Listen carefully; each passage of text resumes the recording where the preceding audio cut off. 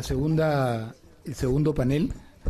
Creo que como varios de ustedes han participado, hemos tenido ya una serie importante de seminarios y siempre organizados sobre ejes temáticos, más que sobre países, pero nos parecía que abordar determinados países en particular iba a ser enriquecedor, y creo que el primer panel lo ha demostrado con holgura. Vamos a tener ahora un segundo panel con tres destacados especialistas. Al igual que en el panel anterior, no voy a detenerme en sus destacadas biografías, puesto que ustedes las tienen por escrito, y más bien ganar tiempo para que ellos tengan la mayor posibilidad de desarrollar sus ideas. Vamos a ir en el mismo orden en que está el panel puesto en el programa, así que Rogelio Pérez Perdomo, de la Universidad Metropolitana de Caracas, va a hacer uso de la palabra en primer lugar.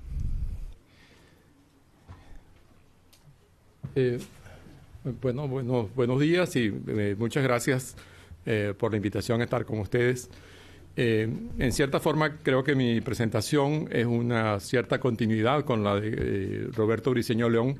Hemos trabajado juntos esos temas, tenemos un libro en común sobre violencia y ciudadanía en Venezuela. Pero mi área de trabajo mayor es el tema de la justicia.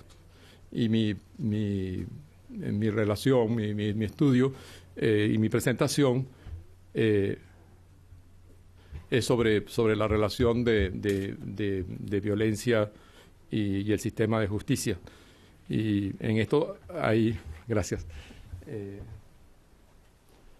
un libro reciente que se publicó hace menos de un año sobre un libro mío sobre justicia e injusticias en Venezuela, que un poco la base estadística y todo está allí, y además sobre violencia no creo que tenía nada que agregar. Sabía que Ana María y Roberto tienen muy buenos datos, entonces no quise insistir en los mismos datos que, como ustedes saben, son los datos que todos estamos trabajando en Venezuela. A pesar de que no son de acceso público, los investigadores nos averiguamos para averiguarlos de distintas maneras, ¿no? Y mi punto de partida, ¿no?, es que algo que ya tanto Ana María como Roberto destacaron, que Venezuela tenía una criminalidad violenta bastante baja, ¿no?, tradicionalmente, ¿no? Es decir, era un país en cierta forma excepcional respecto a los otros países de la América Latina. Teníamos nuestro vecino Colombia con alta criminalidad y alta violencia, y Venezuela con mucho menos crimen y sobre todo el crimen violento, ¿no? Y hasta la mitad de los años 80, la tasa de homicidio de Venezuela era una tasa, digamos, bastante decente. Ya en los 80 subió, pero era todavía inferior a la de Estados Unidos, ¿no? En ese momento era alrededor de 8, pero los puntos eran un poquito más altos en los Estados Unidos que en Venezuela, ¿no? Y en la década de 1990, fundamentalmente a partir de 1989, esa tasa creció hasta los 20 homicidios más o menos, un poco alrededor de los 20 homicidios, un poquito más de los 20 homicidios. Fue el periodo llamado de estabilidad de Caldera, que se mencionó acá. Y esa tasa llegó a ser, digamos, la promedio de América Latina. Pero a partir de 1999, en el cual subió a 30, después la tenemos ahora en una cifra muchísimo más alta. Una cifra complicada de decir, porque no sabemos si usar la cifra formal de homicidios o si también incluir los enfrentamientos, es decir, las personas que han sido, digamos, muertas por la policía, no están contadas como homicidios, ¿no? Y otros delitos como el secuestro era muy raro en los 80, se hizo frecuente en los 90 y ahora pues es pan nuestro de cada día, ¿no? El punto que yo voy a plantear es cómo explicar ese incremento y sobre todo, porque esa es mi especialidad, ¿no? ¿Cuál ha sido el papel del derecho y del sistema de justicia criminal en esta materia? Se supone que el sistema de justicia está justamente para mantener un sistema de control y de represión del crimen, y que si el crimen sube de esa manera, algo debe estar pasando en el área del derecho y del sistema de justicia. Pero si miramos por décadas el incremento importante de la violencia, en general se asoció con una crisis económica importante. Fue la crisis de deuda, se estableció el control de cambio, hubo devaluación, hubo prácticamente no hubo crecimiento económico, hubo muchos escándalos de corrupción y hubo muchos problemas de escasez en Caracas, ¿no? Y lo que ocurrió, y Juan Carlos Navarro y yo publicamos un libro justamente en 1991, es que el aumento de la criminalidad aumentó sobre todo en la criminalidad contra la propiedad, los robos y hurtos, ¿no? Y eso generó un temor al crimen, ¿no?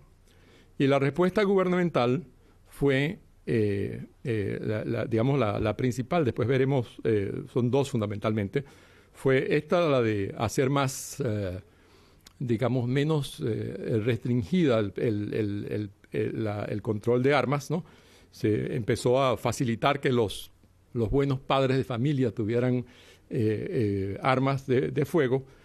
Y la tesis o la teoría detrás de esa política era que si la población tenía armas, los buenos dentro de la población tenían armas, a los delincuentes les iba a ser mucho más costoso cometer crimen, o sea, por la autodefensa. Esto es una tesis además muy frecuente entre los economistas, y esa fue la tesis que el gobierno de Venezuela adoptó en la década de 1980. La otra política de la década de 1980 fue lo que se llamó la mano dura, ¿no? Había que, digamos, ser más severos, y una de las expresiones de la mano dura fue un mayor uso de la Guardia Nacional, de la Policía Militar, en funciones policiales propiamente tal. Había sido siempre muy importantes en la frontera y en el control de carreteras, etcétera, pero se lo hizo en la ciudad. Y sobre todo, esto fue bastante temprano, inclusive en la década de 1970, los jefes policiales se reclutaron dentro de la Guardia Nacional. Esto fue una política expresa de la primera presidencia de Caldera en la década de 1970. Y esto determinó una cierta militarización de la policía civil, en Caracas se llamaba Policía Metropolitana, y que condujo, eso fue muy obvio cuando nosotros hicimos el estudio al comienzo de la década de 1990, había una cantidad importante de abusos policiales y un temor de la población de que los propios policías pudieran ser asaltantes, etc., ¿no? Y la policía, en cierta forma, se convirtió en parte del problema de la seguridad, no parte de la solución del problema de seguridad, sino parte del problema de la seguridad. Y también esa época, yo creo que eso se destacó ya, sobre todo en la presentación de Ana María, esta época fue una época, llamémoslo así, de alienación respecto al Estado y al sistema político. También Roberto lo hizo. Hubo mucho menos identificación con el sistema político y empezó a haber mucho más distancia. Hubo una pérdida de legitimidad tanto del Estado como del sistema político. Y la expresión, digamos, más evidente de esta profunda injusticia del sistema venezolano de la época fue el fenómeno de lo que se llamó los presos sin condena. Es algo que era conocido en toda América Latina. Pero en Venezuela, que presumía siempre de ser un Estado de derecho, era tan grave como en los estados autoritarios de América Latina, y la cantidad de presos sin condena, es decir, de presos en situación preventiva, era muy alta. Aproximadamente 2/3 partes de las personas en prisión eran técnicamente inocentes, estaban sometidas a juicio, pero no habían sido condenadas, ¿no? Eso era muy impresionante. Yo en esa época trabajé con los jueces, y los propios jueces no parecían estar conscientes del fenómeno que se estaba viviendo, pero en la población rápidamente eso empezó a sentirse de que había hay algo que funcionaba muy mal en el sistema de justicia, que los que estaban presos no estaban condenados, sino estaban simplemente sometidos a investigación, y muchos de los que cometían delitos no estaban presos. O sea, básicamente había una especie, el sistema de castigo funcionaba como una red al revés, una red que, digamos, que agarraba a los peces chiquitos y permitía pasar a los peces grandes, ¿no? La década de 1990 fue, en materia de justicia, una década de reforma. Antes quisiera decir que entonces ese primer incremento de la violencia delictiva en Venezuela se produce sin mayores cambios en el sistema de justicia. Fue el mismo código procesal penal que teníamos desde el periodo de Gómez, de 1930, que era un sistema muy autoritario, pero ese sistema autoritario no sirvió para frenar la delincuencia, un sistema llamado inquisitorio o inquisitorial. Y los pequeños cambios que hubo fueron cambios más bien de política, como esa de política de armar a la población. Y la década del 1990 fue una época de grandes cambios.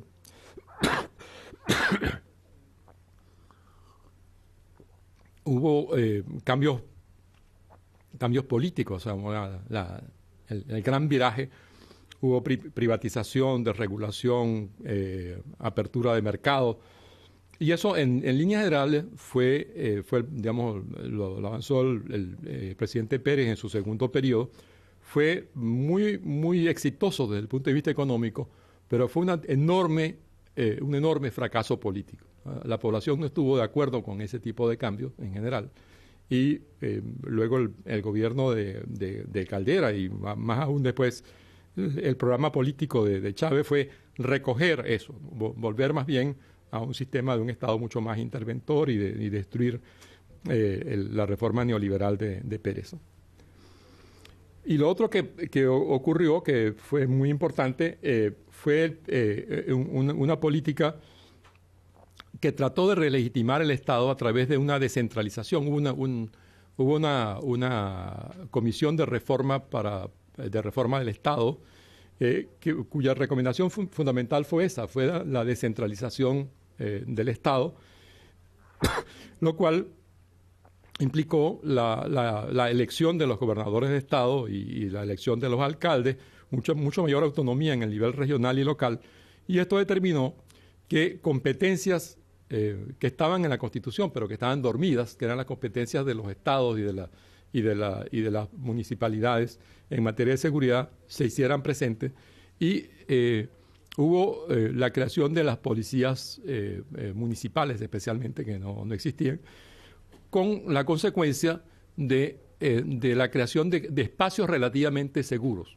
Yo hice un trabajo sobre esto, mostrando que una zona de Caracas que se llama Chacao, curiosamente tenía un nivel de delito absolutamente comparable al de California, ¿no?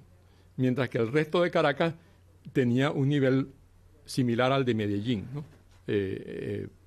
Y no había ninguna frontera, pues, entre Chacao. De hecho, una buena parte de la población de Caracas tiene que cruzar el Chacao, porque el Chacao queda en el medio. Tenía mucho que ver con políticas policiales y con un modelo de policía que ha sido bastante bien estudiado por los criminólogos, ¿no? al ejemplo el espacio más seguro, un espacio más seguro probablemente en el mundo es Disney World, ¿no? A pesar de que viene gente de todas partes del mundo, sin embargo hay muy pocos delitos. Y entonces he estudiado Disney World como un sistema de seguridad. Bueno, ese sistema de seguridad ha sido copiado en determinados espacios, y eso es lo que está pasando. Por ejemplo, lo tiene Chacao, y en particular yo lo pude estudiar comparando dos sitios donde vivo parte del año. Yo vivo parte del año en Caracas, en una zona que se llama Los Palos Grandes, y parte del año en California, en la zona donde está Stanford University, que se llama Palo Alto. De la comparación entre Palo Alto y los Palos Grandes fue bastante, porque son creación de espacios privados de seguridad. Y que también se usa mucho en los centros comerciales, que son los espacios dentro de la ciudad, los espacios más seguros, ¿no? Ese tipo de creación de espacios seguros. La seguridad personal es algo que se puede comprar, ¿no? Se convierte en una commodity, ¿no?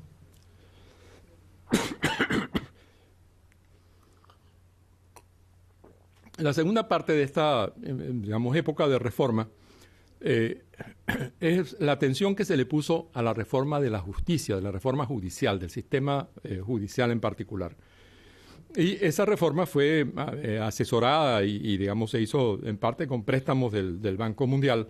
Fue sobre todo una reforma tecnológica. Se dotaron a los tribunales de computadoras y servidores, en fin, toda la parafernalia tecnológica. Y se hizo una nueva manera de manejar los tribunales. Se eliminó el Consejo de la Judicatura, que era un centro bastante anticuado de manejar los tribunales, y se creó la dirección de la magistratura dentro del Tribunal Supremo. Y se hizo una inversión muy importante en justicia. Venezuela, el sistema judicial de Venezuela se llevaba alrededor del 0.5% del presupuesto nacional, y pasó a ser más del 2%, o sea, se mejoró mucho el número de jueces y el salario de los jueces, etcétera, pensando que eso iba a mejorar, y efectivamente, especialmente el sistema de justicia se insistió y se mejoró en el área penal. Y esto se acompañó con una reforma de las reglas. El sistema de procedimiento, como ya he señalado, un sistema que venía de la España del siglo XVI, un sistema inquisitorio en el cual los jueces tenían la parte central, fue cambiado por un sistema mucho más moderno, apoyado por todos los profesores de Derecho Procesal Penal y de Derecho Penal, etcétera, que es un sistema que básicamente tomamos de Alemania, y que a la vez Alemania había tomado buena parte de los Estados Unidos, un proceso mucho más oral, adversario con jurado, etcétera. Y esa fue la gran reforma del procedimiento penal de 1998. Y esto fue completado con un cambio en las reglas. La nueva Constitución, la Constitución de 1999, adoptó muchos de los principios que están en la reforma del procesal penal, fueron puestos en la propia Constitución. Es una especie son garantías constitucionales. Es una reforma muy, muy liberal, muy moderna del proceso penal, ¿no? Lo cual fue bastante sorprendente, porque a una situación de mayor seguridad se adoptó unas reglas de procedimiento penal bastante liberales, bastante garantistas, es el nombre que se le da. Y esto es lo que yo hablo, usando el título del Marqués de Sade, de los infortunios de la virtud, ¿no? Este código tan virtuoso le ha ocurrido los peores infortunios. Inmediatamente fue acusado de ser el gran culpable, ¿no? El incremento de la inseguridad en el año 1999 y en el año 2000. Bueno, y ya creo que tanto Ana María como Roberto lo señalaron, la reforma procesal se quedó huérfano, ¿no? Y rápidamente hubo una cantidad de reformas del procedimiento penal que destruyeron mucho de los avances, entre comillas, de lo que se había logrado en materia de liberalización del proceso penal, de garantías procesales. Se le dio mucho poder, de nuevo mucho poder a la policía y a los fiscales y a los jueces para manejar el procedimiento. Y el efecto práctico de esto es que con el ropaje del nuevo código, de todas maneras, el viejo procedimiento inquisitorio volvió, ¿no? Y tenemos de nuevo el mismo problema que teníamos antes, el tema de los presos sin condena. Eso veremos luego que eso, digamos, ahora con nuevas motivaciones y nuevas complicaciones, ¿no? El proceso completo no solamente fue la reforma del procedimiento penal, sino también del Código Penal. Se intentó una reforma mayor del Código Penal, que era más bien una reforma de cierta liberalización, y no se logró. Y lo que se logró fue una reforma muy modesta, propuesta fundamentalmente por la actual ministra de Asuntos Penitenciarios, Iris Valera, que básicamente consistió en una penalización de la protesta política. En Caracas se generalizaron los cacerolazos para protestar políticas al gobierno y eso se convirtió en delito. Y otras formas de protesta fueron convertidas en criminales. Y el efecto además ha sido una multiplicación de los crímenes establecidos en las leyes, ¿no? Buena parte de la actividad económica está criminalizada. Es muy difícil para una persona que intente generar una empresa en Venezuela no cometer un delito, ¿no?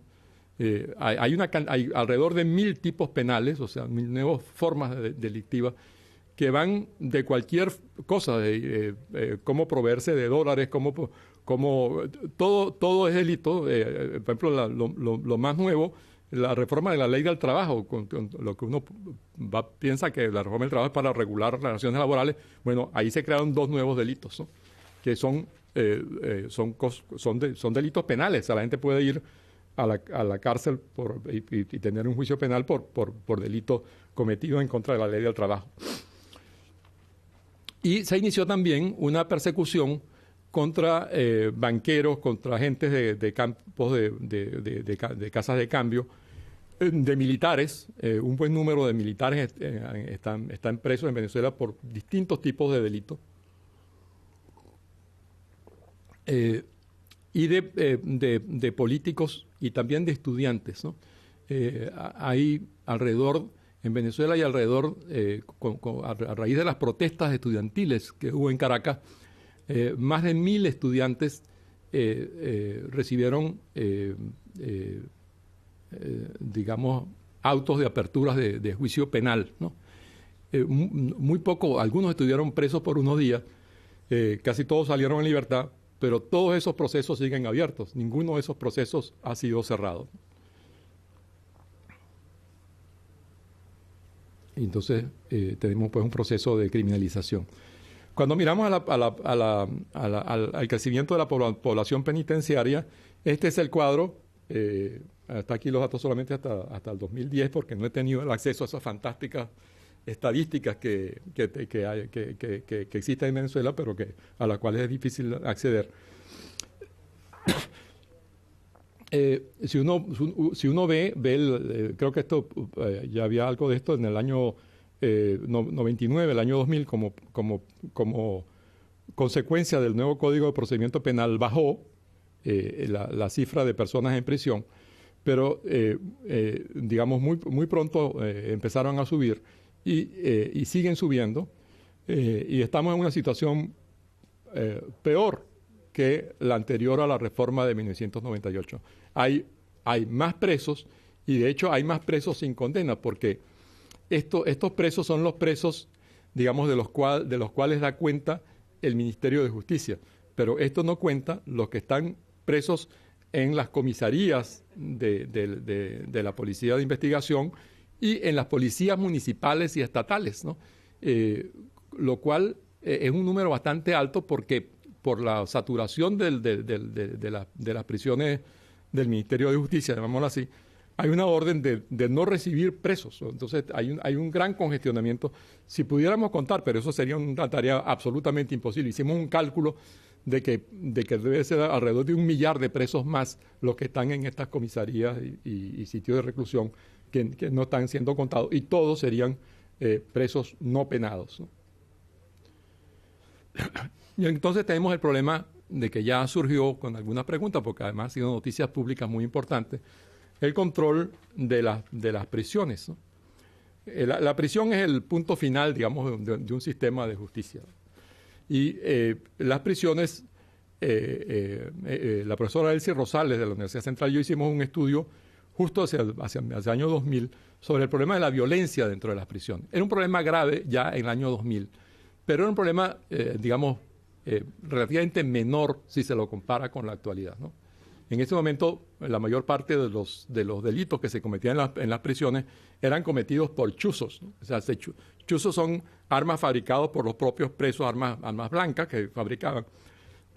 En la actualidad, los presos tienen armas de guerra, tienen granadas, tienen fusiles, tienen una cantidad de armas que es difícil imaginar por qué los presos tienen ese armamento pesado, ¿no? Y eso se ha puesto en evidencia con 2 casos muy importantes, uno del año pasado que se llamó una prisión que se llama El Rodeo, y ahora algo que acaba de ocurrir que es La Planta, ¿no? El punto es que lo que han mostrado estos casos es que el gobierno no tiene la capacidad de controlar las prisiones, ¿no?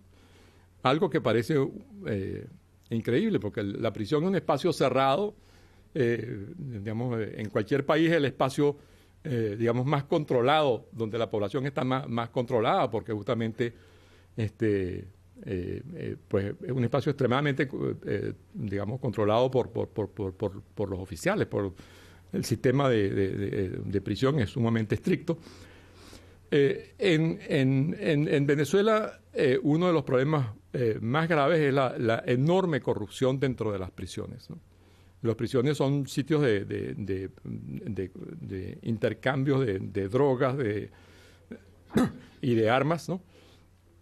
Y en buena parte, digamos, obviamente, quienes pueden introducir armas, granadas, etcétera, la única explicación es que la propia Guardia Nacional, que es la que está a cargo de la vigilancia de las prisiones, las introduce. No es tan fácil conseguir granadas y fusiles en Venezuela, y mucho menos introducirlo dentro de las prisiones. Entonces, tiene que ser el propio personal militar que vigila las prisiones, que hacen negocios con esto. Y, por supuesto, muchos de los crímenes en Venezuela están planificados desde el interior de la prisión, donde los presos tienen muchas facilidades, ¿no? Uso de celulares, en fin, un sitio de planificación del delito, ¿no? En buena parte, se trata de un sistema en los cuales las personas con responsabilidad oficial realmente no son accountable. Lo que importa es la lealtad política, y eso es lo que explica que no hay directores de prisiones presos, ¿no? Y no hay guardias nacionales ni jefes de la Guardia Nacional presos, que deberían, por supuesto, son los responsables de la situación de las prisiones, ¿no? Lo que ha hecho el gobierno para no entrar a las prisiones a sangre y fuego es que le hace un cerco a las prisiones, y el gobierno negocia con los jefes de las prisiones. Bueno, los jefes de las prisiones son presos. Los presos tal vez más violentos y más valientes son los que se llaman pranes, ¿no? Entonces, los jefes políticos, el jefe político un jefe político muy importante, el vicepresidente del partido de gobierno, Diosdado Cabello, es justamente el gran negociador con los pranes. Y en la última negociación en La Planta, el propio presidente Chávez entró en negociación con los pranes, ¿no? Informado por el presidente Chávez en una locución terrible. Yo no estoy inventando nada, ¿no? Lo que yo quisiera plantear es que la prisión es una especie de metáfora del sistema de justicia, ¿no? Y el caso más dramático nos lo ha presentado una declaración pública de Eladio Aponte Aponte, ¿no? Eladio Aponte es un caso digno de estudiar. Fue el fiscal militar, el jefe de los fiscales militares, una posición muy alta dentro del ejército. Él es mismo un general. Él es general y abogado. Y luego fue convertido designado por el presidente Chávez y la Asamblea Nacional como un magistrado de la Corte Suprema de Justicia. Es el primer militar activo que ha llegado a ser magistrado del Tribunal Supremo de Justicia en toda la historia de Venezuela. Pero era mucho mayor que esto, era realmente el hombre fuerte dentro del sistema penal, ¿no? Era una persona que designaba jueces y que controlaba, visitaba los tribunales y era el juez rector en varias de las circunscripciones, ¿no? Pero por algún motivo que no está del todo claro, cayó en desgracia y temeroso de ser asesinado, buscó la protección de la Administración Antidroga de los Estados Unidos y está hablando del control de los narcotraficantes del alto gobierno, ¿no? Entonces hay una cantidad de cosas que se han puesto en relieve como personas de muy alto nivel dentro del gobierno, incluyendo el actual ministro de la Defensa, están involucrados en el tráfico de drogas. Yo no estoy afirmando esto, yo estoy diciendo qué fue lo que dijo Aponte, y él está hablando digamos, de una situación personal, porque él era la persona a cargo de la protección de estos narcotraficantes y era la persona a cargo de castigar a los jueces que se desviaran de las líneas políticas, y él contó cómo se reúne el vicepresidente de la República con la presidenta del Tribunal Supremo, etcétera, los días viernes, y ahí determinan qué es lo que va a pasar con los procesos que están en marcha. Todo eso es contado por Aponte, por eso es muy, muy dramático. Y estas aseveraciones de Aponte han sido, digamos, hasta buena parte confirmadas por otro magistrado de la Corte Suprema, también cayó en desgracia, Velázquez Alvaray, también un líder muy importante del partido de Chávez, que está ahora en el exilio, se llama Velázquez Alvaray, ¿no? Y, digamos, lo característico es que el control del Poder Judicial fue explicado desde adentro. Es decir, sobre eso se había escrito mucho, había mucha información, pero es la primera vez que las personas de adentro han hablado de una manera tan extraordinariamente dramática, ¿no? Y la consecuencia de esto es que hay una especie de estado de mafia, ¿no? El Estado se ha convertido en una forma de organización de mafia en el cual hay asesinatos muy importantes, hay mucho sicariato, y personas, por ejemplo, como el antiguo gobernador de Apure o como la persona que ejerció el jefe de la inteligencia militar, ambos militares importantes, fueron asesinados claramente por sicarios, ¿no? Entonces se habla de que el gobierno hay dos grandes bandas, una banda que se llama la banda siria y otra que se llama la banda de los soles, ¿no? Todo esto es información de chisme, no puedo confirmar nada de eso, pero esas luchas de bandas ha determinado pues que la situación sea muy difícil para quienes están dentro del gobierno. Pero da la impresión de que los políticos no están demasiado... la impresión para el ciudadano común, ¿no? Yo estoy muy feliz de haber escuchado a Ana María San Juan y a representantes de Naciones Unidas de hablar que se están haciendo grandes esfuerzos para controlar el crimen, pero da la impresión desde afuera de que hay más bien el interés de usar a los criminales para trabajos sucios dentro de la política, ¿no? Entonces, si esa es la situación, por supuesto, esto determina algo muy importante. Los propios fiscales, jueces y policías están en gran medida paralizados porque no se los evalúa por su eficiencia o por la calidad de sus decisiones, sino por la obediencia. Y eso lo puso bastante, digamos, en evidencia lo puso a ponte.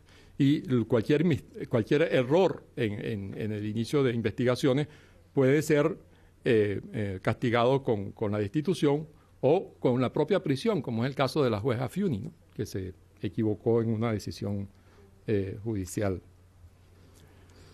Según, por supuesto, el presidente, y el presidente en televisión la condenó a 30 años de prisión. Puede ser controlado el crimen, puede ser, digamos, el Estado recobrado de la situación en que está. Bueno, por supuesto, estamos en un momento de Venezuela donde hay mucha campaña electoral y, por supuesto, se piensa que va a haber un cambio. Tal vez el cambio político probablemente es condición para comenzar a reconstruir las instituciones, pero está lejos de ser lo suficiente, ¿no? Yo creo que las instituciones del sistema de justicia están corroídas desde adentro y es bastante complicado la reforma. No es una tarea sencilla que se pueda tener aún después de un cambio político. Yo creo que sin el cambio político no se va a hacer mucho porque es parte es parte de una política de Estado, llamémoslo así. Yo creo que eso fue muy bien planteado por Briceño León y no tengo por qué insistir, pero aún con cambio político no parece que eso va a ser una tarea fácil ni sencilla. Es todo. Muchísimas gracias. Le toca la palabra a Jesús Machado, sacerdote jesuita de la Fundación Centro Humilla.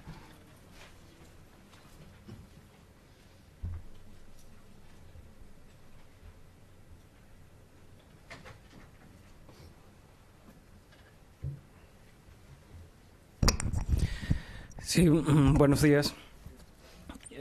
Una pequeña aclaratoria. Yo fui jesuita, ya dejé la orden, entonces...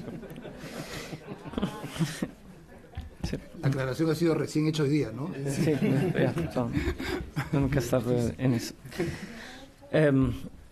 Voy a ceñir la presentación en base a los 4 puntos que habíamos acordado inicialmente.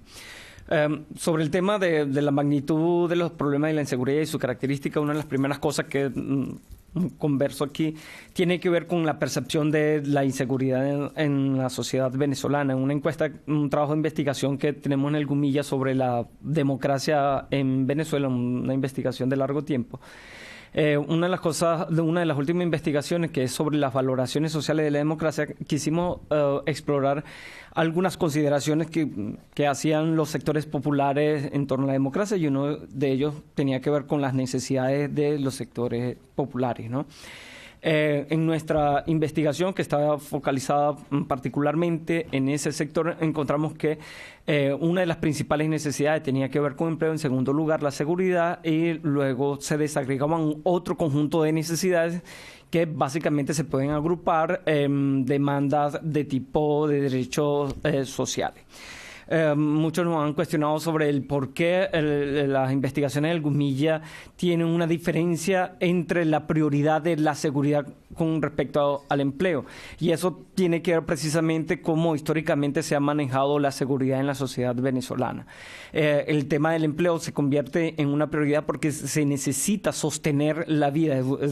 Las condiciones materiales de la existencia necesitan ser sostenidas, y eso básicamente lo han logrado los sectores populares a través del esfuerzo y su trabajo. El tema de la seguridad, si bien es cierto, los sectores populares son los que más sufren y padecen todo el tema de la seguridad, han logrado construir estrategias adaptativas a esta situación lamentable. Si nosotros, como lo hicimos, desagregamos de los datos estadísticos sobre quienes más reclaman todo el tema de la seguridad, son los sectores más de mayor poder adquisitivo y de mejor condición socioeconómica en la sociedad, pero quienes más lo padecen son los sectores populares. Entonces ahí hay una diferenciación sobre el tema de la percepción que más adelante también vamos a discutir sobre de por qué terminó convirtiéndose en un problema tan grave lo de la seguridad.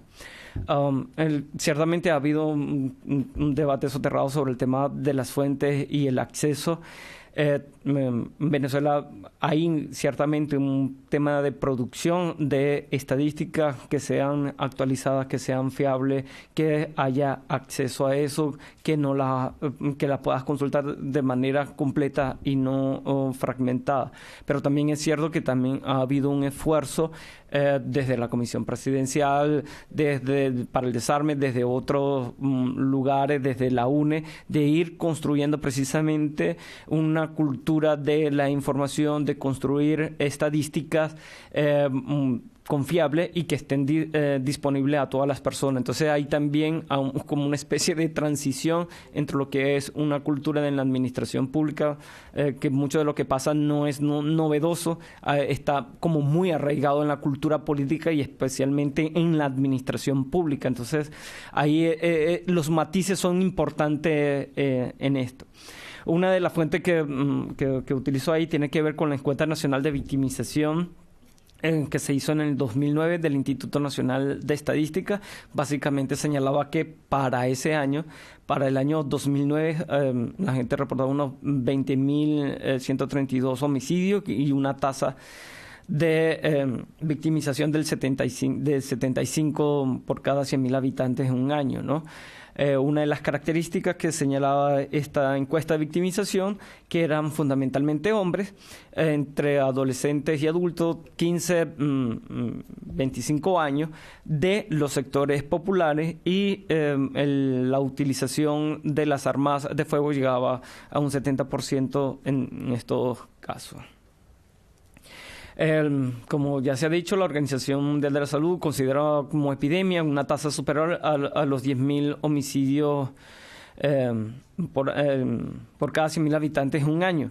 Bueno, entonces, según los datos estadísticos que se disponen de varias fuentes, las fuentes que se utilicen, privadas o públicas, desde la década de los 80 tenemos un problema de epidemia en todo el tema de los homicidios. Y en esto aquí me quiero detener para reforzar que el tema de la inseguridad y la descomposición en algunas dimensiones, como puede ser el homicidio o los delitos contra la propiedad, no son un tema del 2000 en adelante. Es un problema estructural de la sociedad venezolana, de cómo se han construido el conjunto de relaciones, el tema de las injusticias, la misma existencia de altos niveles de pobreza da cuenta precisamente de esta estructuración en la sociedad y los múltiples problemas. Que en algunos periodos se haya agravado, sí, pero no hay procesos mágicos que dan cuenta del surgimiento de problemas puntuales en determinadas épocas o años en eso. Están los otros datos de ahí de la encuesta nacional de victimización, que tienen que ver con todo el tema de delitos contra la propiedad. Ahí están los números, el tema de los secuestros. Particularmente me llama la atención todo el tema de uso de armas de fuego. Formo parte también de la Comisión para el Control de Armas, Municiones y Desarme. Y obviamente que hay que dar cuenta de cómo la incidencia del uso de armas de fuego es mayor cada vez en los hechos delictivos, ya sea contra la persona o contra la propiedad, ¿no? Otra fuente de información un poco que permite evaluar el tema de la seguridad son los informes de Provea, una organización de derechos humanos que publica cada año un informe y que se realiza en base a investigaciones en unos derechos muy particulares. Bueno, según esta fuente, en su informe del 2011, la tasa de victimización era de 932 por cada 100.000 habitantes en el 2010. Los delitos contra la propiedad eran 50%. Señalaba el último informe que 25% de estos delitos contra la propiedad eran violentos y otros no. 32% contra las personas y otros delitos. El propio ministro actual del Interior ha dicho que la tasa delictiva nacional para el 2010 era de 499 delitos por cada 100.000 personas, y en el 2011 mostraba un descenso de un 10%.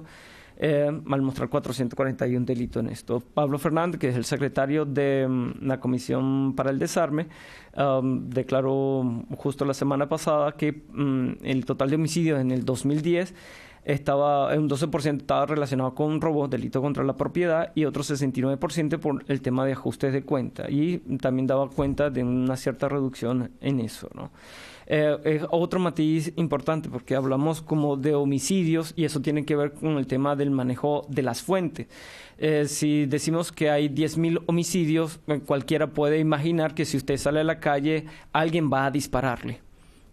Pero si no somos capaces de descomponer estos números de manera detallada, y eso también está conectado con la fuente que suministra los datos y la transparencia de los datos, hay que preguntarse quiénes son los victimarios, quiénes son las víctimas, en qué circunstancias se produce. Entonces, crear esa sensación generalizada de que cualquier persona en cualquier lugar, en cualquier momento pueda ser asesinada por cualquier persona en cualquier lugar y en cualquier momento, no es tan cierto. Bueno, parte del trabajo que hay que hacer con las estadísticas de un parte de la ciudadanía es exigirle al Estado que la muestre a tiempo y que sea transparente de eso. Y otro también exigirle a los operadores políticos que tengan más sensatez en utilizar los números y de manera que permita pensar adecuadamente el problema y proponer soluciones adecuadas en esto. Sobre el segundo punto, tiene que ver con los principales factores explicativos del deterioro y las tendencias a futuro, de las cuales yo identifico que este problema estructural ha tenido un abordaje coyuntural y no estructural del problema. Básicamente se ha entendido que hay que resolver los problemas de seguridad en la cultura política venezolana desde los operadores políticos que hacen administración del Estado como un tema meramente punitivo. Es decir, si encontramos que hay más robo, bueno, pon más policía en las calles para que se tenga capacidad de poner presa a la gente y ya resolvemos eso. Obviamente que eso no ha tenido como mucha eficacia en este tiempo. Otro tema tiene que ver con el deterioro o mal funcionamiento de algunas instituciones del Estado que se conectan con áreas particulares del tema de la seguridad, el tema de las policías. Luego más adelante veremos lo que significó un tipo de respuesta desde nuestra perspectiva acertada. La descomposición de los cuerpos policiales en el Estado venezolano era de antología. Hago otra acotación. Cuando hablo del problema del Estado me refiero a todas las instancias que conforman el Estado venezolano. Y eso refiere a los niveles de gobierno de las alcaldías, de las gobernaciones, al Estado central y el resto de los poderes, ¿no? Entonces, en el caso venezolano, las policías, me estoy refiriendo a los 143 cuerpos de policías existentes en el país, las deficiencias que tienen en eso y las responsabilidades políticas atribuidas a gobernadores y alcaldes también en esto, porque la mayoría de las policías corresponden a esos cuerpos de estas unidades geográficas menores. El tema de la deficiencia de la administración de justicia, que ya también se ha conversado, y el tema del colapso del sistema penitenciario. Hay un tema de la polarización social y para ver el tratamiento que se le ha dado. Hacia la década de los 80, cuando comienza a manifestarse una descomposición del tema, las élites políticas y sociales y económicas vieron que ese no era su problema. ¿Por qué? Porque eran los pobres los que más padecían el tema. Ellos básicamente lo que hicieron fue utilizar sus ventajas económicas, crear espacios de seguridad, crearon sus propias medidas, sus propios o contrataron cuerpos de seguridad y dejaron que el problema avanzara porque eso no les afectaba. Ya cuando el problema se fue acumulando y creciendo y desbordándose de los decisores políticos sin capacidad de contención y entonces comenzó a afectarle a ellos, sí, entonces hay que discutir un gran problema en la sociedad venezolana. Y eso tiene que ver no solo con la polarización política, que parece que la más evidente, pero el tema de la polarización social es parte de cómo hemos estado estructurados y cómo se conformó la sociedad venezolana y que todavía está presente y probablemente sea la raíz de la polarización política. Entonces ahí hay otro elemento de cómo una parte de la sociedad se abstuvo de intervenir cuando debía hacerlo en los términos de discutirlos en la academia, de tomar las decisiones políticas efectivas, y no lo hizo. Otra fuente de información, que es la Comisión Presidencial para el Control de Armas, Municiones y el Desarme, aportaba unos datos de muerte. Tiene una investigación reciente. Estos son avances de investigación, todavía no se han publicado. Una de esas investigaciones es muerte por arma de fuego en Venezuela, según los datos oficiales que recopila las estadísticas del Instituto Nacional de Estadística y de los índices de mortalidad y morbilidad del Ministerio de Sanidad. Marcaba que para 1980 la tasa era de 9,54, en los 90 de 11,32, en el 2000 de 35,81 y en el 2009 escaló a 51. Como ven, vemos que hay una progresión en la descomposición de este tema, y repito, muestra que hay una evolución histórica. Si eso es así, muestra cómo ha habido cierta inacción de los diferentes gobiernos desde que se inicia el problema hasta el presente, ¿ok? ¿Qué tendencia identifico yo? Todo el tema de aumento de la seguridad privada. Hay un sector que se puede pagar la seguridad privada, pero la mayoría de los sectores populares no puede pagarse seguridad privada. Y en esto estamos hablando de alto porcentaje, un 70, un 80%. Es decir, en los sectores populares no se contratan agencias de seguridad, no se blindan los carros, la gente no anda comprando armas. Entonces, esa discusión, cuando vemos esos datos, uno dice, bueno, ¿es toda la sociedad que está en eso? No, no es toda la sociedad que está en eso, es una parte de la sociedad que sí puede blindar sus carros, puede contratar agencias de seguridad, puede comprar armas de fuego de distintos calibres, ¿no? Una cosa que puede ser preocupante tiene que ver, a mi juicio, con la regulación de los espacios públicos. Es decir, de cómo esos espacios van siendo medida de mayor control público y policial, y lo que está de alguna manera conectado como es la victimización de grupos etarios específicos que se pueden estar identificando como responsables, como victimarios del resto de la sociedad. Hay algunos mecanismos ciudadanos de control de la policía que aún están incipientes, pero que pudieran marcar una tendencia interesante por la participación social en el control de las policías para que hagan bien su trabajo. Creo que hay hasta ahora unos 25 comités ciudadanos de control de las policías en el país, y eso yo sí creo que es una buena noticia, que habría luego que seguir estimulando un poco para ir corrigiendo esas desviaciones de las policías que están en el país. Todo el tema de la implementación de los planes de para la seguridad de los distintos niveles, y eso está relacionado con el clima electoral y la necesidad de mostrar de alguna manera que se está haciendo algo, aunque sea eso un tema fundamentalmente efectivo, de poner muchos policías o efectivos militares en la calle. Cuando digo efectivos militares me estoy refiriendo a la Guardia Nacional, tampoco es que está en la infantería de Marina recorriendo con fusiles de guerra las calles. Es básicamente una tendencia histórica que se ha mostrado también en el Estado venezolano a echar mano de la Guardia Nacional, porque ha habido también un cambio institucional ahí.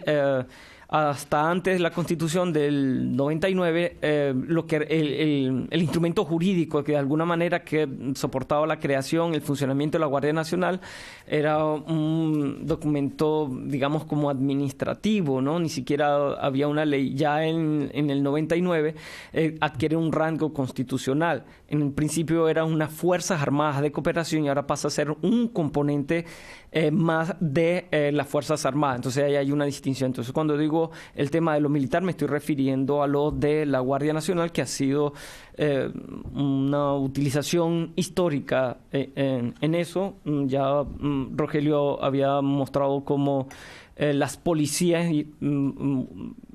fueron de alguna manera regentadas, dirigidas por la Guardia Nacional, y parte de la herencia del desastre del funcionamiento de muchas de las policías tiene que ver con los vicios de este componente militar, ¿no?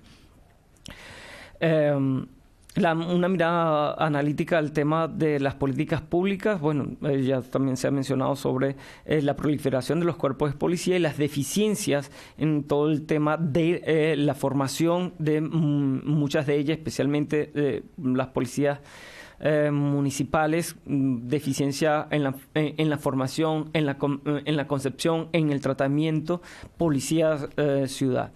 El tema de la inexistencia de planes.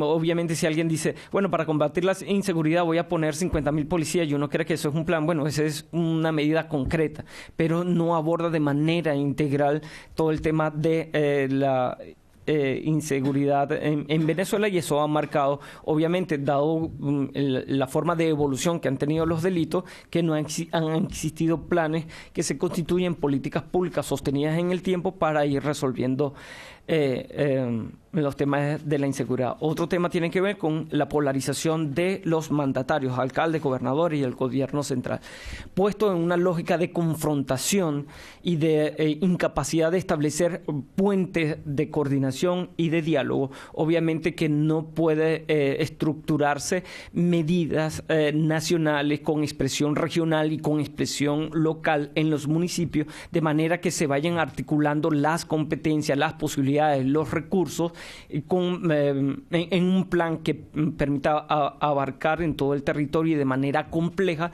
todo el tema de la seguridad. Puesto en una situación de bloque y de separación y de enfrentamiento, hay poco diálogo en estas situaciones, y como hay poco diálogo, hay poca capacidad de establecer comunicación, acuerdos en esta materia. Obviamente que hay un trabajo de todo el tema de la coordinación de las policías que empieza a mostrar resultados, de decir, bueno, pongámonos de acuerdo si tenemos una policía, cómo debe estar formada, en qué casos debe actuar, y en los casos en que debe actuar, cómo debe hacerlo, la relación que debe tener con la ciudadanía, la concepción que debe hacerlo. Entendemos que esto se está produciendo y eso es positivo que se produzca, pero también uno esperaría que eso se haga como parte de los acuerdos y no tanto como los temas de imposición jerárquica, que también funciona ahí. ¿Por qué? Porque si es parte de los acuerdos y hay disponibilidad de los actores políticos, las cosas fluyen mucho mejor y la disposición para resolver los temas también es mucho mejor. El otro tema tiene que ver con esa cosa de siempre comenzar cada vez que viene un funcionario nuevo. Lamentablemente hemos tenido, por ejemplo, en los últimos 13 años, 11 ministros del Interior, y cada ministro con su equipo nuevo comienza otra vez todo el proceso. Dice, bueno, entiendo que pueden existir razones de diferente índole para cambiar un ministro, pero bueno, ¿por qué no hay continuidad en las políticas públicas en esto? Entonces hay ahí un problema serio a resolver. Una de las cosas que hay que valorar de manera muy positiva ha sido todo el proceso de diagnóstico de las policías, de las medidas luego que se recomendaron con la Comisión Nacional de la Reforma Policial, que eso luego se tradujo en un espacio de formación como es la Universidad Nacional para todos los temas de seguridad, para formar la policía y los otros cuerpos relacionados a la seguridad en términos mucho más amplios, y la creación de la Policía Nacional Bolivariana, que si bien es cierto, tiene el alcance de nacional, ha tenido un despliegue más bien limitado en algunas partes, aunque entiendo que recientemente han creado condiciones para otros despliegues en el estado del país, pero inicialmente en el área metropolitana de Caracas. Todo el tema de la militarización de la seguridad, como ya hemos hablado, ya sea porque lo dirige un militar o por el componente militar que está en esos procesos. Todo el tema del divise está precisamente marcado por la concepción policiva y la militarización de eso y cómo se le va dando respuesta. Queda algunos temas gruesos por resolver, y eso también forma parte de los problemas estructurales que hemos dicho desde el Gumilla, todo el tema de reforma del sistema judicial. Ya Rogelio ha hablado en eso, pero también ver que como poder del Estado está atravesado por las contradicciones de poder político en el Estado y de cómo los grupos políticos terminan echando mano del Estado, la concepción que tienen los diferentes grupos políticos del Estado y cómo lo manejan, que no es novedoso, sino parte de la tradición política venezolana sobre la necesidad de control de cada instancia que conforma el Estado. El tema de la transformación del sistema penitenciario, no solo desde la perspectiva de la necesidad de castigar a los homicidas y ladrones, sino la concepción que vamos construyendo como sociedad en relación a los derechos humanos, aun cuando encontremos personas con atrocidades que desdigan de la misma condición humana, pero el Estado tiene que mostrar precisamente que la posibilidad de construir cosas distintas es mostrar que es capaz de recuperar a personas en situaciones también de alta deshumanización. Todo el tema del retardo de aplicación de justicia que se ha conversado, y que, bueno, un poco para cerrar ahí este punto, que en términos generales los planes, proyectos, programas y acciones son de corto plazo, que no tienen efecto sobre las causas estructurales de la violencia. O sea, han sido intervenciones como muy puntuales, tratar de bajar en algunos momentos cuando los temas han sido de alto impacto en la opinión pública, pero que básicamente no han afectado los temas estructurales, bueno, porque tampoco como sociedad nos hemos puesto de acuerdo cuáles son esas causas estructurales de la violencia. Ya en el último punto, sobre el impacto del escenario electoral en el tema de la inseguridad y el debate que se hace. Hay que reforzar una vez más como característica del actual contexto es el tema de la polarización en la sociedad venezolana. Hago otro paréntesis aquí. La sociedad venezolana no está recientemente polarizada. Ha estado históricamente polarizada. La estructuración socioeconómica en la sociedad venezolana da cuenta de polarización. O sea, la pobreza no surgió de la noche a la mañana, y eso da cuenta de la polarización y de la estructuración social, de la injusticia y de los modos de acumulación, como se ha caracterizado la sociedad venezolana, y que en un contexto de recambio de las élites políticas se expresa también esa polarización política. Ha tenido algunos momentos muy elevados con impactos institucionales fuertes que ha tenido que ver con persecución desde el Estado central a personas de la sociedad, pero también cómo ha sido la respuesta de sectores como paralizar la industria petrolera, sabiendo que toda la sociedad venezolana se sostiene con petróleo, o la promoción de golpe de Estado. Entonces ha habido picos en esto de la polarización política que, bueno, en ese contexto nos encontramos que para las elecciones ahora del 7 de octubre nos enfrentamos a dos bloques que se perciben que están en la batalla final. Estamos frente al Armagedón el 7 de octubre. Cada bando entiende que el 7 de octubre se juega los destinos de la patria. Obviamente cada bando entiende que es el salvador de la patria. Entonces, en ese contexto, cualquier tema que pueda ser capitalizado políticamente para captar votos o para restarles al contrario, se usa. Entonces, en este sentido, los temas de la inseguridad se magnifican o se invisibilizan, según sea el actor y según sea cómo le afecte o no. Esto banaliza, obviamente, todo el tema de la discusión de la seguridad en la sociedad venezolana, porque lo que importa es enrostrarle al adversario que lo ha hecho mal o que no ha hecho nada, o que ha hecho todo lo mejor posible para resolver el tema.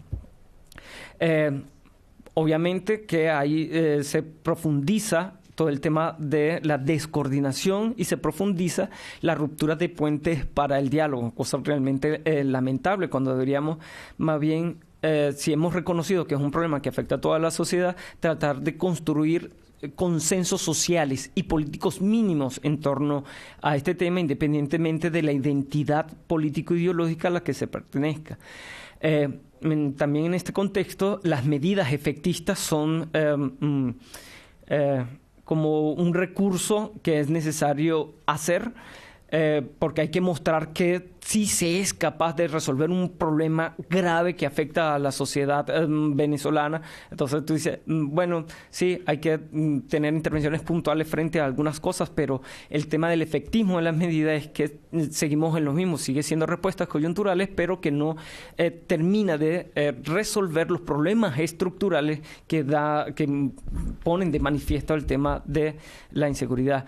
Frente al tema de la misión a toda vida, hay un anuncio reciente, al menos de nuestra parte no hay condiciones para evaluar sobre su efectividad o no. Habrá que esperar el funcionamiento de eso, un poco para luego decir si era acertado o no la forma como lo implementaron, pero por ahora cabe el beneficio de la duda. También se corre el riesgo de que se puedan utilizar los cuerpos de policías como un instrumento político en medio de la alta polarización, y eso es un tema que hay que evaluar también por lo que significa criminalización de la protesta política o de la protesta social. Entonces ahí se pudiera estar mezclando el tema de seguridad social con el tema político. Bueno, básicamente eran las ideas que quería exponer. Y la última intervención de este seminario y de este panel está a cargo de Tito Lacruz, profesor de la Universidad Católica Andrés Bello. Está Tito. Esa misma. Buenos días o buenas tardes. Bueno, voy a tratar de ser breve. Una de las ventajas de ser el último es que puedo hacer énfasis en algunos puntos que puedan ser importantes y pueda llenar algunos vacíos en la medida en que me sea posible. Y me permite un poco reorientar un poco más la información y las críticas, las opiniones y las reflexiones que tengo para aportarles, ¿no? Primero que nada, quiero agradecerles esta invitación por hablar de este tema, aun cuando no quisiera hablar de otras cosas. Me parece importante, digamos, tener la oportunidad de hablar del tema de inseguridad ciudadana en Venezuela y su relación particular con el tema de la polarización política, sobre la cual voy a hacer algunas reflexiones con un poco, digamos, más de intensidad, ¿no? Bueno, el primer elemento, otra vez el tema de las cifras, ¿no? El problema de las cifras nos ha preocupado bastante a quienes somos investigadores sociales, que estamos acostumbrados a trabajar con información muy detallada y muy precisa, y hacemos uso, digamos, con mucho criterio técnico de la información social. Eso, por ejemplo, es una comparación de las diferencias de registro entre el SICPC, que es el Cuerpo de Investigaciones Criminalísticas de la Policía Científica, y el Ministerio de Salud entre los años 2003 y 2007. Ahí vemos que ahí hay unas cifras bien diferentes en cuanto a homicidios o muertes por asesinato. Esa diferencia, yo creo que simple y sencillamente, sin entrar en mayor detalle, es un problema de definición de categorías, identificación de definiciones, de dimensiones, que muchas veces nos dificultan poder tener claro cuánto realmente o qué estamos entendiendo por homicidios, ¿no? No me voy a detener mucho. Una de las fuentes de información hoy en día, alguien preguntaba en el primer bloque sobre el tema del rol de la sociedad civil. Una de las fuentes de información que han sido bastante interesantes han sido diferentes espacios de la sociedad civil que han producido información. Por ejemplo, está el Observatorio Metropolitano de Seguridad Ciudadana, que es una iniciativa relativamente reciente del Cabildo Metropolitano, el Observatorio de Violencia del profesor Roberto Briceño, SECODAP, que por ejemplo produce información sobre violencia y maltrato infantil. Por cierto, yo investigo realmente el tema de violencia doméstica y maltrato hacia mujeres y hacia niños, y un poco por ahí he venido, digamos, cayendo en el tema de seguridad ciudadana y violencia pública, ¿no? Está el caso de Provea, que produce información sobre violación a los derechos humanos, INCOSEC, que es un instituto de investigación privado que también tiene información sobre el tema de seguridad ciudadana. Este gráfico todos los hemos visto, ya lo tenemos bastante asimilado, no voy a hacer mayor comentario, bueno, yo creo que no hay que hacer ningún comentario sobre ello, ¿no? Algunos datos en particular que pudiéramos tener presentes, ¿no? Características del problema de inseguridad ciudadana en Venezuela. El primero, ya todos lo sabemos, es el aumento de los homicidios, los cuales no habla, digamos, de un cambio de perfil en el problema de seguridad ciudadana porque se hace mucho más violento. El segundo, es básicamente un problema urbano. que se produce en las grandes ciudades, particularmente en Caracas. Caracas pasó de una tasa de 64 homicidios en el año 1997 a 130 homicidios por 100.000 habitantes en el 2007. Los delitos contra las personas, como presentaba la profesora Ana María San Juan, han aumentado también en los últimos años. Pasaron 16.7% en el 97 a casi 30% en el año 2007, ¿no? Hay un tema particularmente que voy a hacer énfasis en algún momento, y es el tema del rol de los jóvenes en el problema de homicidios y violencia, ¿no? Tanto como víctimas como victimarios. 3 de cada defunciones violentas corresponden a jóvenes entre 15 y 29 años, ¿no? Son el 34% de todas las defunciones registradas para ese grupo de edad, la mayor parte de sexo masculino, y hoy por hoy es la primera causa de muerte de jóvenes entre 15 y 29 años, ¿no? 98% de los homicidios se realizan con armas de fuego, lo cual está obviamente muy vinculado con el tema de proliferación de armas de fuego en la población. Hay un dato que no tengo aquí porque no lo tengo preciso, pero sí lo he visto. Por ejemplo, gran parte de los homicidios que se realizan en contextos de violencia doméstica, a diferencia de otros países donde se utilizan, digamos, más armas del hogar, pues cuchillos, cosas de ese tipo, en Venezuela gran parte de los homicidios vinculados a violencia doméstica se realizan con armas de fuego, lo cual indica que estamos hablando de armas de fuego con alta disponibilidad dentro del hogar, ¿no? Gran parte de los homicidios, como se ha mencionado anteriormente, ocurren en sectores populares y en zonas pobres. Hay un detalle, esa información no logré ubicarla, pero yo en algún informe la vi. Hay un dato muy importante que es el aumento del número de disparos por homicidio. O sea, gran parte de los homicidios no se corresponden con uno, no se realizan con unos o 2 disparos, sino estamos hablando de múltiples disparos, lo cual está hablando ya de un cambio de perfil en la naturaleza de la violencia, ¿no? Ya no es simple y sencillamente matar a la persona, sino demostrar algo desde el punto de vista incluso personal mucho más fuerte, ¿no? Y hay un tema que también mencionaron anteriormente, que es el tema de la resistencia a la autoridad, ¿no? Las muertes por resistencia a la autoridad. 609 casos en el año 98, 1.579 en el año 2007. Eso tiene mucho que ver con el rol de los cuerpos policiales en el tema de enfrentamiento a la violencia, ¿no? Bueno, otro aspecto muy importante es la aparición de nuevas formas violentas de inseguridad. Como les mencionaba en el caso, yo trajo el tema de violencia personal o familiar. Este es un problema completamente invisibilizado dentro de la sociedad venezolana. Mi hipótesis es que está muy fuertemente vinculado con la violencia pública. Algunas investigaciones tipo cualitativo, como la que realiza el profesor Alejandro Moreno, demuestran que gran parte de los violentos, de los jóvenes violentos en sectores populares provienen de hogares con problemas de violencia. Hay un aumento muy, muy notable de las tasas de secuestro. En el año 2011 ocurrieron 1.100 secuestros en Venezuela, 3.8 secuestros por 100.000 habitantes, cuando esa tasa en México, que es otro país que sufre fuertemente este problema, es 1.1, ¿no? En Caracas algunas declaraciones, informaciones asumen que estamos entre 4 y 5 secuestros expresos al día. La violencia en los secuestros se está haciendo mucho más evidente, se están haciendo mucho más fuerte el uso de armas, el tema de la amenaza, el maltrato a la víctima. O sea, no es nada más que agarran y privan de libertad a una víctima, sino estas son maltratadas, amenazadas, son humilladas. Algunas investigaciones, me vengo ahorita el dato a la mente, pero algunas investigaciones demuestran que la principal causa de migración de familias de clase media en Venezuela tiene que ver con el problema de seguridad, no con el tema económico, ¿no?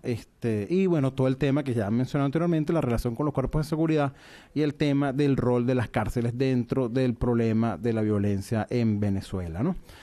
El tema, digamos, de los factores vinculados a la violencia. Yo me resisto un poco a hablar de factores de origen de la violencia, porque la violencia es un problema multicausal, multidimensional, que está vinculado a variables de tipo psicológica, sociológica, económica y urbana, ¿no? Ciertamente tiene una vinculación muy compleja, a mi modo de ver, con el tema de pobreza. No es causal, o sea, la pobreza no causa violencia, la violencia no causa pobreza. A mi modo de ver, son dos problemas muy fuertes que están vinculados a problemas de fragmentación, segmentación, falta de cohesión social dentro de la sociedad venezolana. Ahí están los datos sobre el tema de pobreza. No me voy a detener mucho en ellos para aprovechar un poco más el tiempo en algunas cosas. Esa es la pobreza en Venezuela medida por el método NBI, necesidades básicas insatisfechas, ¿no? Desde el año 97 en la actualidad. Este dato sí me interesa un poco más, ¿no? Dentro de los problemas estructurales, nosotros tenemos un gran problema, y es que si estamos hablando de que gran parte de los homicidios tienen que ver con víctimas y victimarios de jóvenes, de jóvenes entre 15 y 19 años, yo creo que es importante poder tener mucho más claro cuál es el panorama de esta población, ¿no? Venezuela, esto es un dato que se extrae en la investigación de la profesora Jenny Zúñiga, citado bajo la derecha. Esto debe ser año 2010 o 2011, pero es un dato relativamente reciente. Venezuela tiene aproximadamente un poco más de 3,5 millones de jóvenes entre 15 y 21 años. De ellos nada más el 54% estudia. De ellos el 20% solamente trabaja, el 10% trabaja y estudia, y casi 1 de cada 5 de esos jóvenes no trabaja y no estudia. Entonces, hay un problema muy importante desde el punto de vista de opciones de proyecto de vida para un joven, ¿no? Y cuando hablamos de proyecto de vida, y nos detenemos un momento a ver el tema de cuál es la expectativa de un joven de vida en una sociedad, que también ese es parte del problema, con muchos niveles de consumo, con mucha presión al consumo, y las expectativas de proyecto de vida, sobre todo en algunos sectores populares, uno puede entender por qué algunos, o sea, muy pocos, toman una opción delictiva como forma de vida, ¿no? Estoy hablando en el caso de los jóvenes que están vinculados como victimarios en el problema de la violencia y con las actividades delictivas en general, ¿no? Yo creo que si tuviera que darle 2 adjetivos al problema de violencia en Venezuela, yo diría, 1 es urbano, 2 es joven. O sea, está muy vinculado con nuestra población juvenil, ¿no? Aquí hay otro dato vinculado a la misma investigación de la profesora Zúñiga, se vinculaba con lo que yo mencionaba anteriormente. ¿Cuáles son las expectativas de desarrollo social, económico y profesional de estos jóvenes, ¿no? Si nosotros observamos en la primera columna a la izquierda, de 18 a 24 años, los jóvenes empleados, nosotros observamos que más de la mitad tiene un ingreso menor o igual al salario mínimo, y apenas un 40% tiene un salario mínimo o más. Y bien sabemos quienes trabajamos este tema en Venezuela que el salario mínimo es un baremo muy bajo para medir calidad o para tener referencia al tema de expectativa de vida. En otras palabras, es un salario bien mínimo. Todo ello para traer, digamos, la mirada al problema de los jóvenes en Venezuela, tanto como víctimas como victimarios, ¿no? Pero particularmente con el tema de la figura de victimario, ¿no? Otros factores relacionados, no me voy a detener mucho en este tema para aprovechar un poco más el tema de polarización política, factores relacionados al tema de la impunidad. Aquí traigo algunos datos que he recolectado de manera diferente. El caso de violencia doméstica que les mencionaba, por ejemplo, el 96% de los casos no llevan a ningún arresto. En el caso de los homicidios, el 91% no conducen tampoco a ningún arresto. Otro elemento muy importante es el acceso a las armas, lo cual se ha hablado ampliamente. Ahí hay un tema, quiero hacer énfasis en el problema de, más allá de las armas ilegales, el problema de las armas legales, de las cuales prácticamente no tenemos información, no sabemos cuánto es el parque legal de armas, no sabemos qué pasan con las municiones, no sabemos cómo se reemplazan esas armas, no tenemos información de cómo son destruidas las armas que son retenidas en operativos. De vez en cuando sale alguna noticia de que fueron destruidas, otras veces no se sabe. Hay un tema muy importante con el rol de la policía. La policía es una de las instituciones con menos confianza dentro de la sociedad venezolana, porque siempre la hemos asociado a su participación dentro de hechos delictivos.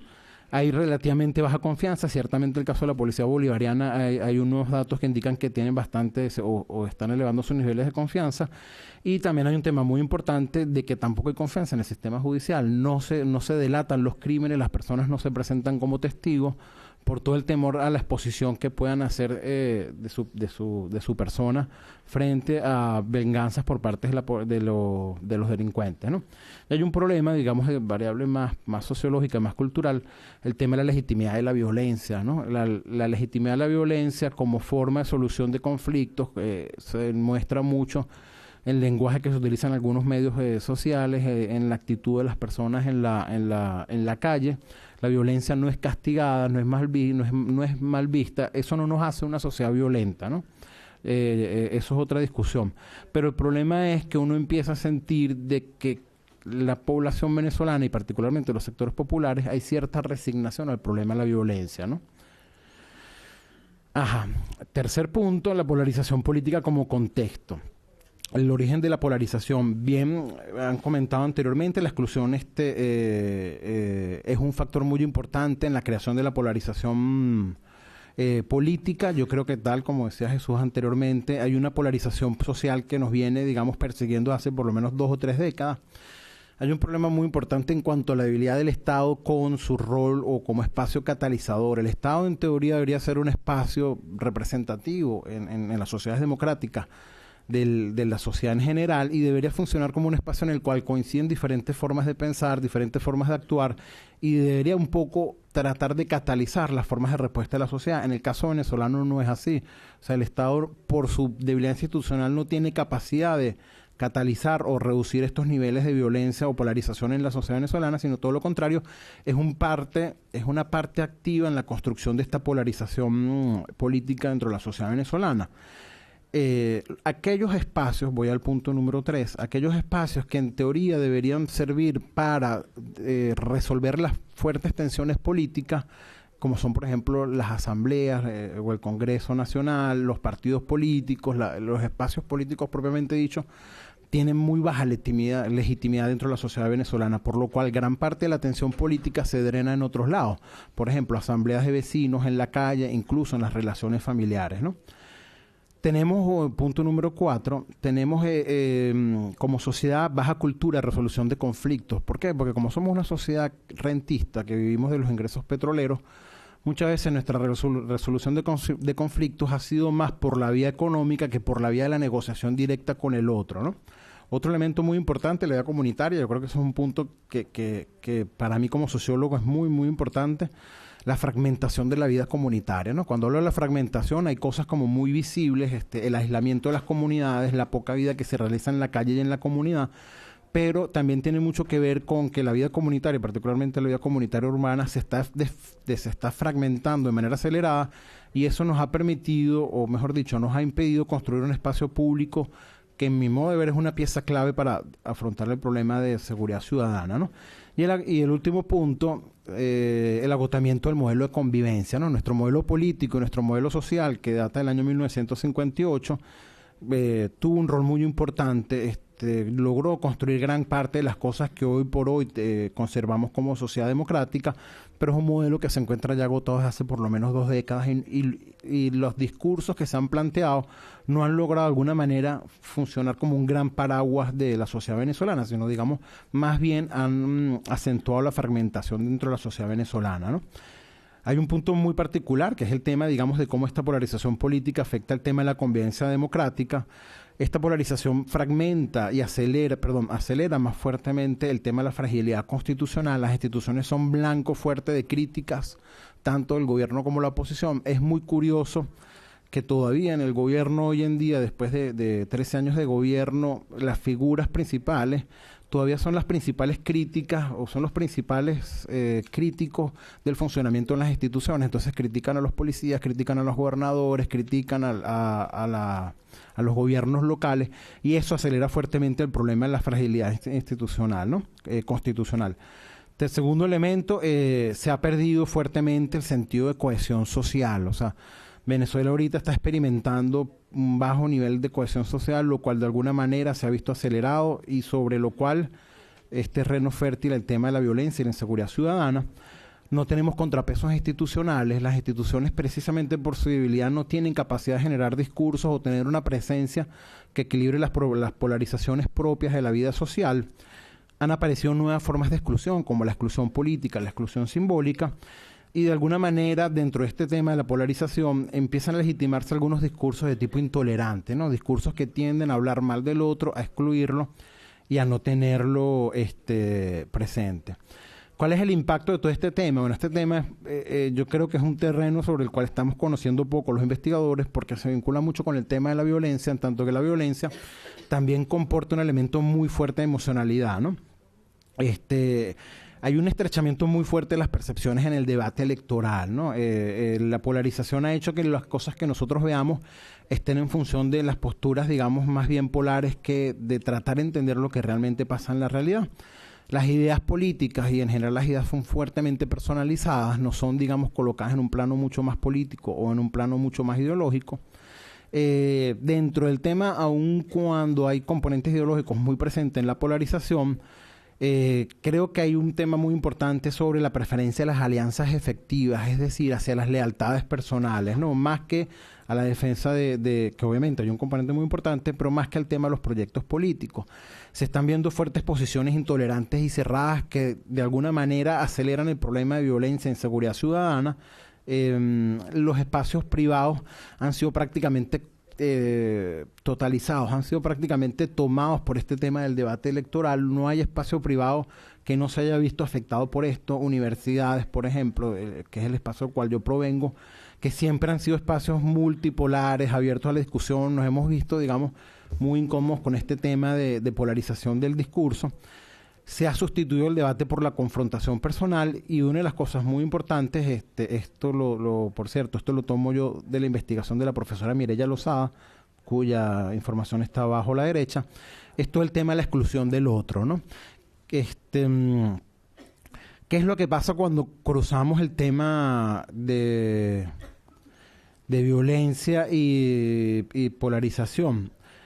Primero, el problema con la polarización política, cuando se hace pública y se hace muy visible, es que tiende de una u otra manera a legitimar la violencia, en particular la violencia verbal, pero en general la violencia como forma de interactuar con el otro, que es un poco lo que estamos viviendo hoy en la sociedad venezolana.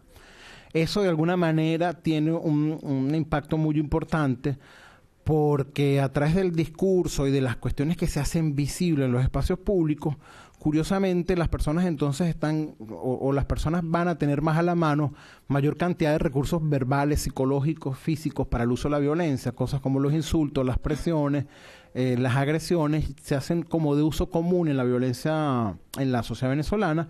Y una de las cosas que sabemos por sociología y psicología es que cuando estas cosas se hacen públicas, se hacen disponibles para ser utilizadas por otras personas, ¿no?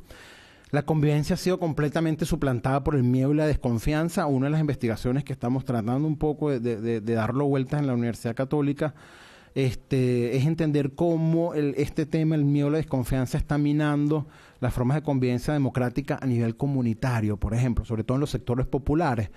En los sectores populares el tema del miedo es muy fuerte, porque eso implicaría, digamos, explicar otras cosas, pero básicamente porque los sectores populares, muchos de ellos están gobernados por bandas o por figuras delictivas, que de alguna manera imponen sus reglas dentro de esta comunidad y generan esas formas de miedo y desconfianza, y eso rompe toda posibilidad de crear vida comunitaria, sobre todo en estos sectores, ¿no? Y el otro problema muy importante de la relación entre expresiones violentas y polarización es que aparece la fuerza y la coacción como forma de capital político. Es decir, en la política se está utilizando como una forma de capital y de recursos aquellos elementos vinculados a la fuerza de la coacción, cuando la política largamente ha luchado, sobre todo la política democrática, ha luchado por dejar de lado todo uso de fuerza y coacción, ¿no? Un segundo elemento, hay fuertes perturbaciones dentro del contexto democrático, en este contexto, digamos, de inseguridad ciudadana y el problema de la polarización política. Toda propuesta política intermedia que trate de alguna manera ser pensada, cuando digo intermedia no me refiero a construir algo que no diga lo otro, ni una de las dos posturas, sino tratar de crear propuestas que de alguna manera puedan generar consenso. Muchas veces son anuladas, son deslegitimadas, porque se sienten que inmediatamente que estás del otro lado de la polarización. Las instituciones democráticas que tienen capacidad de aportar respuestas al problema de la violencia y la violencia y la seguridad ciudadana se encuentran fuertemente politizadas, todo el tema, digamos, de la policía y las instituciones judiciales.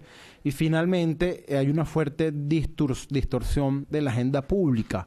O sea, el problema de la violencia aparece en la medida en que se sabe que estamos frente a un escenario electoral, ¿no? Yo celebro la aparición de la misión, ¿cómo es que se llama? A Toda Vida. De hecho, yo le he hecho mucho seguimiento al tema de las misiones sociales.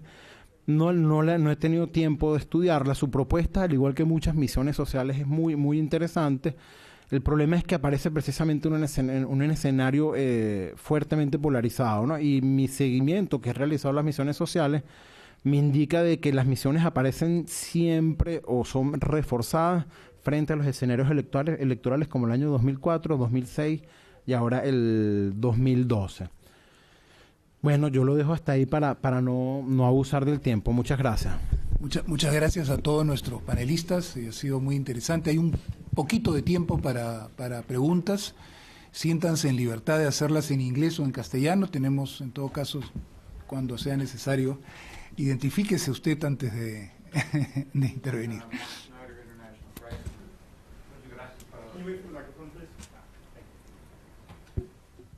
Mark Schneider, International Crisis Group.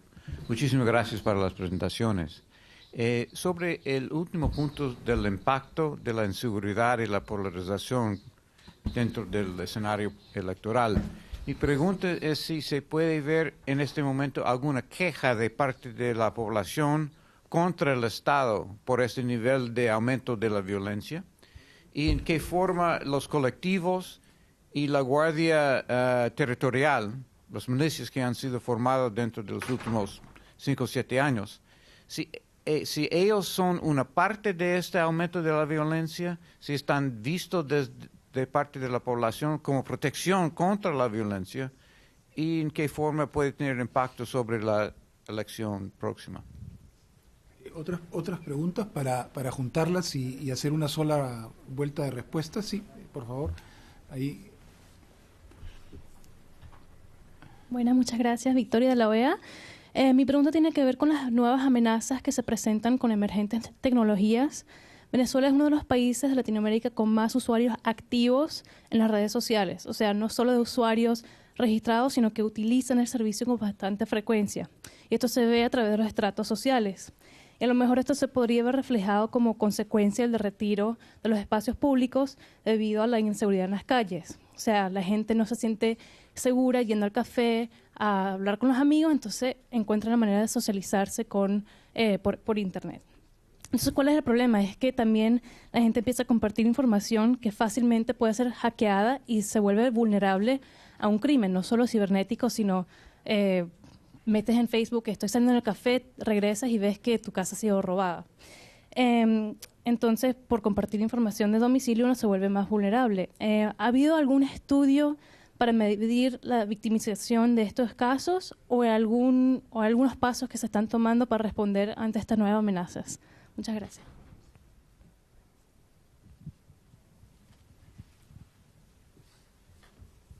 Buenas, Juan Carlos Garzón, Georgetown University. Y yo después de escuchar las presentaciones, pues tengo varias preguntas, voy a ser conciso. Digamos que como de las grandes conclusiones es que más o menos tenemos el contexto claro, el contexto en el cual se produce la violencia y la criminalidad. Lo que a mí no me queda claro es quién produce la violencia y el crimen, es decir, digamos, la tasa de homicidio dice muy poco sobre eso, y la producen muchos, son ciudadanos que, digamos, hay que tener en cuenta que la violencia, ejercer violencia necesita cierta capacitación, cierta tecnología, es decir, la hipótesis de ciudadanos que aprenden rápidamente a matarse unos sobre otros es difícil de aceptar, y sobre todo en términos comparados con otros picos de violencia en América Latina, pues Venezuela parece como un caso bastante extraño porque no sabemos en realidad quién está produciendo la violencia. O sea, yo no escuché en las presentaciones o no he escuchado el tema de la agencia. O sea, ¿quién está detrás de esto? Pandillas, crimen organizado. Eso yo creo que es una pregunta clave para responder, porque además las estrategias en teoría deberían responder a eso también. Es decir, podemos, por ejemplo, suponer que podemos mejorar la policía, pero ¿la policía para combatir qué? Eso es lo que yo no me queda claro. O sea, la policía para combatir qué tipo de estructuras, porque una policía que tiene que combatir, por ejemplo, ciudadanos violentos es distinta a una policía que tiene que combatir estructuras criminales. Y aparte de esto, y quisiera saber si hay algún estudio, si se ha dedicado tiempo, porque a mí me llama la atención, por ejemplo, que Colombia, México, Centroamérica, los estudios han tendido mucho más a estudiar estructuras, ¿no? O ya sean mafias, o ya sean carteles, o ya sean pandillas. Digamos, ¿cómo está el estado del conocimiento sobre quién produce la violencia en Venezuela? Y otro punto que quisiera como debatir, este tema del Estado mafioso, que a mí en sí mismo me parece una contradicción, pero digamos que podríamos tener un debate conceptual más amplio. Concepción nada más que pues Moisés Naim ahora ha expuesto y que yo la verdad todavía no termino de entender el término del Estado mafioso, digamos, qué tipo de actividades está protegiendo, y además que si es una mafia bastante ineficiente, porque es una mafia que no controla. Es decir, las mafias tratan de controlar el uso de la violencia, tratan de hacer eficiente el uso de la violencia. Esta es una mafia caótica en la cual ¿quién pone el orden? Es decir, supongamos que la policía está metida en actividades criminales. Pues si eso es una mafia muy ineficiente. Es decir, no ejerce la violencia al doquier y ¿para qué? Entonces, quisiera poner esos puntos en el debate para ver cómo seguimos. ¿Una otra intervención? Creo que hay materia para los comentarios de los tres. Así que les prefieren invertir el orden como se estila usualmente, profesor. Bueno, algunos puntos bien importantes, ¿no? Quejas de la población hacia el gobierno. Se han producido algunas movilizaciones, sobre todo en sectores de la clase media venezolana, ¿no? Con el tema de la inseguridad. Un poco como han mencionado anteriormente, los sectores populares de una u otra manera han vivido la violencia desde hace tiempo, ¿no? La clase media se está iniciando tristemente a este terreno, pero los sectores populares de alguna manera se han acostumbrado o han vivido más este tema de la violencia, ¿no?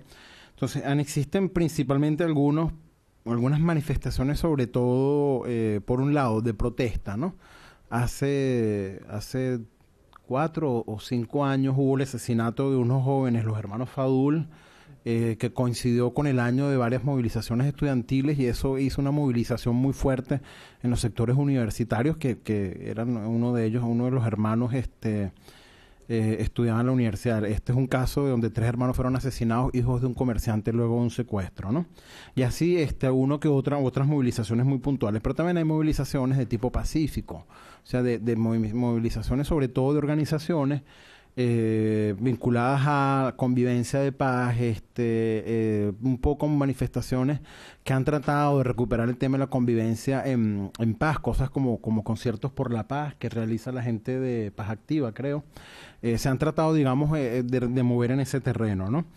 El tema de los colectivos es un terreno que yo no conozco, no puedo opinar mucho. Lo que yo sí creo es que cuando una organización, o 2, o 3, o 4, se muestran con armas al público y dicen que van a defender un proyecto, y se dicen un poco, se sienten legitimados en este caso por el gobierno o por quienes apoyan ese proyecto, yo creo que habla, digamos, de la capacidad de legitimación que han tenido, digamos, algunos discursos políticos de tipo violento en el escenario venezolano, ¿no? En el caso del colectivo La Piedrita particularmente ha sido muy visible por un tema, digamos, sobre todo mediático, pero no sé, yo de los colectivos sé muy poco, no sé cuál es su alcance, son muy visibles, causan mucho miedo cuando uno ve algunas fotos, algunas presencias, y el tema es que estos colectivos existen en sectores populares que están muy vinculados también han tenido, digamos, han sido víctimas, digamos, de este tema de violencia, ¿no? El impacto electoral es también un terreno que no me atrevería a opinar mucho. Yo sé que en algunos momentos, en algunas circunstancias electorales, algunas organizaciones han intimidado, sobre todo en sectores o en mesas electorales que están muy aisladas de alguna zona. Son hechos relativamente aislados, porque cuando uno ve las participaciones electorales han sido relativamente masivas, ¿no? Pero son como hechos muy puntuales, ¿no? TICs y tecnología de la información, el tema de tecnología e inseguridad, ¿no? Si hay estudios en esta área, no recuerdo. Sé que, por ejemplo, hay mucha información, pero muy regada. Por ejemplo, el rol de todo lo que es telefonía celular en la realización de secuestros en Venezuela, y particularmente de simulación de secuestros desde algunas cárceles, ¿no? Fuertemente, Venezuela es una sociedad, un poco como mencionaba la persona que realizó la pregunta, Venezuela es una sociedad muy, muy tecnificada. O sea, los niveles, digamos, de disposición de no solamente telefonía celular, sino de telefonía celular inteligente en Venezuela son muy grandes, el uso de las redes sociales, hay algo de eso, o sea, nos hemos refugiado en las redes sociales porque hemos perdido nuestros espacios públicos, pero también hay un tema que es el uso de estas redes para la obtención de datos privados, por ejemplo. Una de las cosas que yo conozco con más detalles, por ejemplo, el uso de las tecnologías, y particularmente los teléfonos celulares, en el tema de violencia escolar, ¿no? Intimidación de muchachos, grabar escenas, hackear fotografías en teléfonos celulares. Es muy fuerte ahorita ese tema en el caso de violencia escolar, ¿no?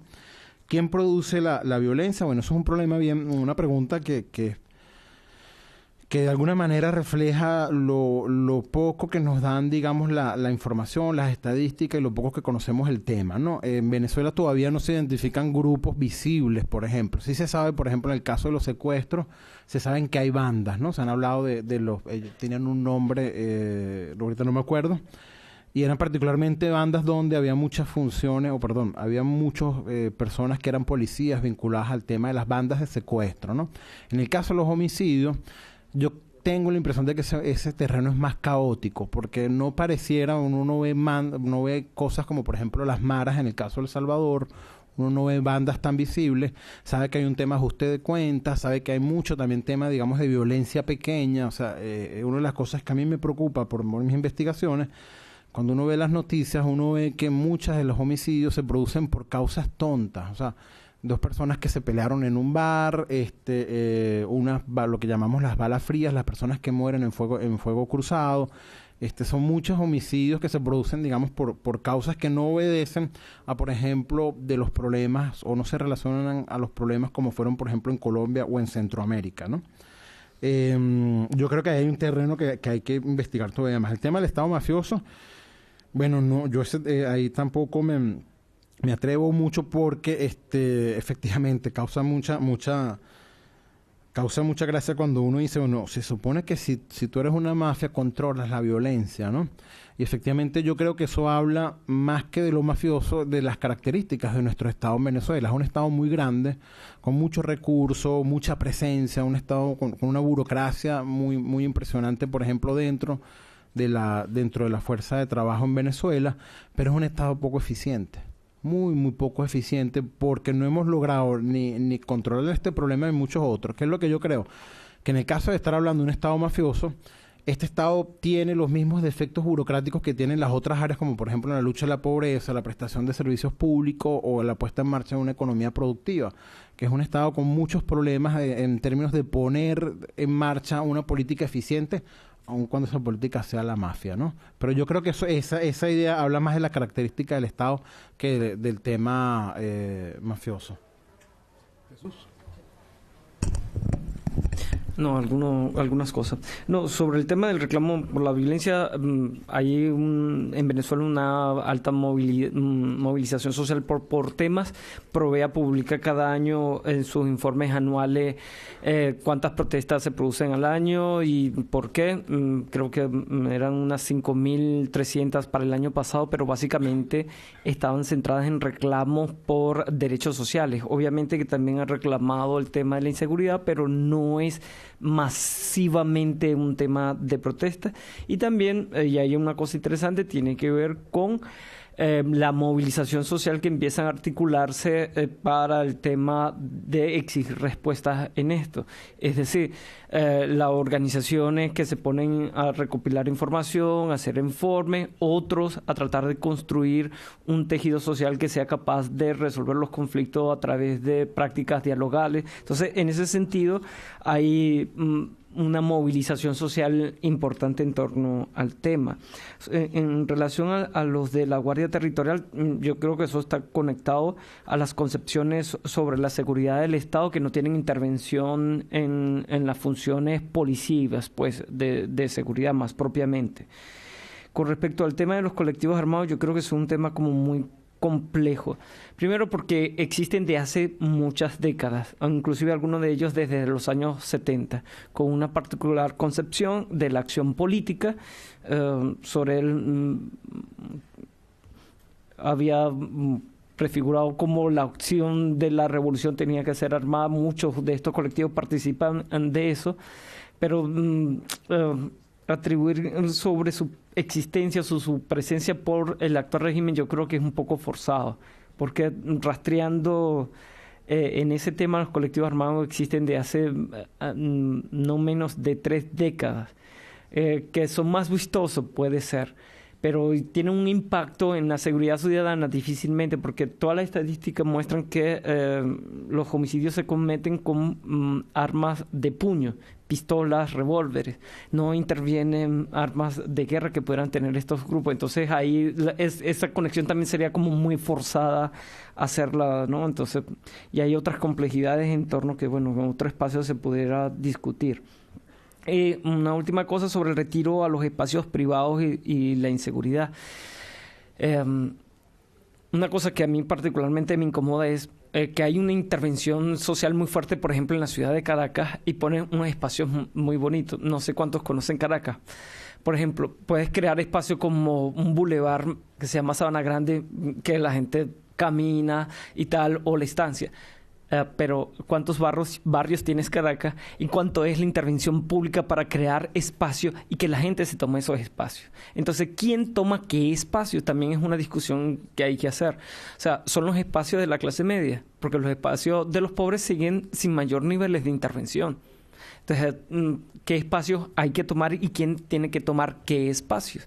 Igualmente con todo el tema de la tecnología. O sea, tener un computador portátil no es una cosa masiva. Ciertamente hay un programa del gobierno de entregar computadores portátiles a escolares. Pero bueno, eso tiene sus limitaciones técnicas de capacidad de conexión. También ahí hablamos de quién tiene acceso a qué tecnología mediante cuáles herramientas.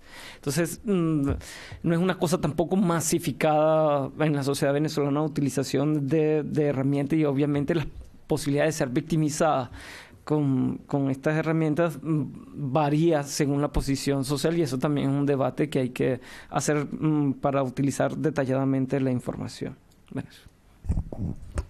Bueno, quisiera agradecerles a nuestros 6... perdón. Mil disculpas. Yo estaba feliz por no tener que hablar. No. Dada la difícil de la pregunta, ¿no? Nunca más modero un panel. Bueno, su pregunta sobre las organizaciones de la violencia es extremadamente difícil, ¿no? Efectivamente, en Venezuela no hay unas organizaciones fácilmente identificables como en muchos otros países, pero no hay duda de que, digamos, que las organizaciones criminales han como colonizado las fuerzas de policía y las fuerzas militares, ¿no? Ese es el problema, que es muy difícil distinguir entre los buenos y los malos, llamémoslo así, porque están metidos unos con otros, ¿no? Yo creo que el ejemplo del caso Fadul es muy bueno, porque es muy difícil hacer el estudio, porque todo esto son cosas que sobre no hay una evidencia digamos absolutamente cierta, pero el caso Fadul es el caso de unos jóvenes que van con su chofer al colegio de una familia importante en la zona central de Venezuela, en el estado de Aragua, y son secuestrados en una alcabala policial. O sea, hay una alcabala policial que los detiene. Son policías uniformados que detienen a estos jóvenes, y los jóvenes es visible que son policías quienes los detienen y los secuestran. ¿Eran policías disfrazados o no? Bueno, se descubrió quiénes eran, y eran efectivamente policías, ¿no?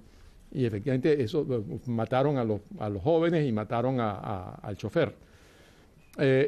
Lo que sabemos ahora nuevo sobre ese caso Fadul, eso fue un caso muy famoso, además hubo otros casos por el estilo también de secuestro de policía, el caso Sidoni, ¿no? Lo que supimos más recientemente por las declaraciones de Velázquez Alvaray es que había una persona en la administración de impuestos, ¿no?, que estaba extorsionando al señor Fadul, y el señor Fadul no se quería dejar extorsionar. Entonces, este señor de la administración de impuestos tenía, digamos, era parte del gobierno y usa su poder de gobierno para hacer que los policías secuestren, y era toda una organización criminal dentro del gobierno, digamos así. Ese es el punto, ¿no? El caso de los colectivos y de una fuerza todavía mayor que se llama el Ejército Bolivariano de Liberación, o Fuerza Bolivariana de Liberación, que opera sobre todo es absolutamente conocido que en Táchira, Barinas, Apure, etcétera, operan esas fuerzas, ¿no? Todo el mundo las conoce, cobran vacunas, ¿no? Pero, y están ciertamente en complicidad con las fuerzas militares. Son fuerzas que supuestamente van a, digamos, son pro-revolucionarias, ¿no? Lo mismo que los colectivos, ¿no? Los colectivos, nadie toca a los colectivos porque la Piedrita o que cometen acciones armadas, pero son supuestamente parte del gobierno sin tener ninguna función específica. Entonces, es un terreno que no es fácil de tocar, porque no es... la impresión que da es que de que no se logra, digamos, el objetivo es que no es una fuerza única, no es que haya un comando único, una gran organización criminal dentro del país, sino que son sectores que están en lucha entre sí, ¿no? Entonces, y que causa, por ejemplo, ¿qué pasa con el caso Aponte Aponte? Aponte Aponte parece que estaba vinculado con un sector que se llamaba el Sirio, ¿no?